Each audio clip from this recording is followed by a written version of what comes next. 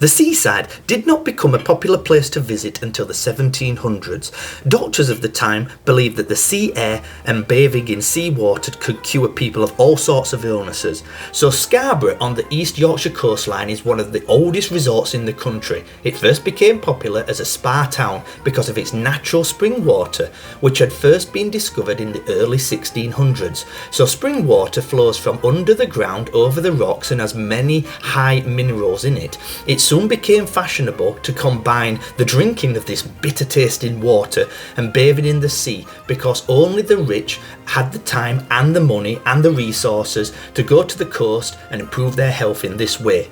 So the seaside became popular with the less well-off people only when the railways were built, and by the 1840s the network of tracks linking most major towns, cities to these resorts had been created. So holidays became more popular as a result of cheaper rail travel and the introduction of bank holidays in 1871, firstly for clerks and shopkeepers, then for the industrial working classes. Many people could only afford a day trip, and often employees organised an annual working day out for their staff. Many hired what are called carabancs to take their workers to the coast, but right up until the 1960s, for most people, a trip to the seaside began at the railway station. So after this time, more and more people travelled by car. So as the numbers of visitors to the seaside increased, many more hotels and boarding houses were needed. Only a few people could afford to stay in these big fancy hotels that were being built on the seafront. At places like Blackpool, people often slept 4 or 5 to a bed to save money. They often bought their own food and they would give it to the landlady to cook. Frequent complaints were made about terrible accommodation and bad food, and the seaside landladies became the subject of many terrible jokes. Now, Billy Butlins was so appalled by his treatment in a seaside resort that he decided to set up his first holiday camp, which he did in Skegness in 1936.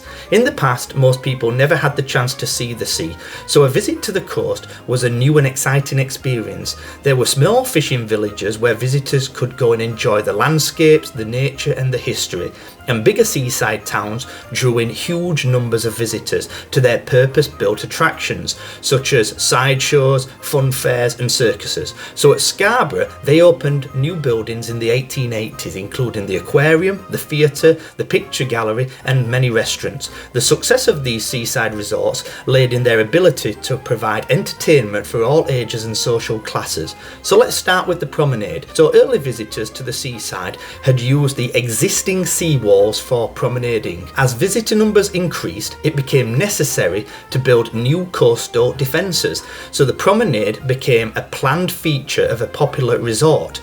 Once the prom, as they were known when they were built, it became possible to stage events like carnivals to entertain the crowds.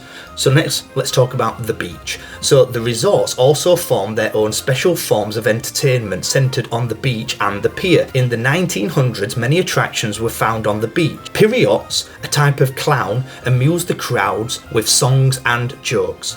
So let's now talk about the pier. Piers were originally built as landing and embarkment places for visitors arriving by sea, but they soon became a way of experiencing the sea without a boat, a place for walking and meeting people. In most resorts in the early 1800s, a healthy walk above the waves and a fine view of the shore from the pier head was a great attraction. With the growth of rail travel to the resorts, pier owners saw a chance to make money and begin to charge entry fees to the pier. So piers gradually provided entertainment ranging from the mild naughty, what the butler saw, peep show machines, to the brass bands and musical shows that we can still see and love today.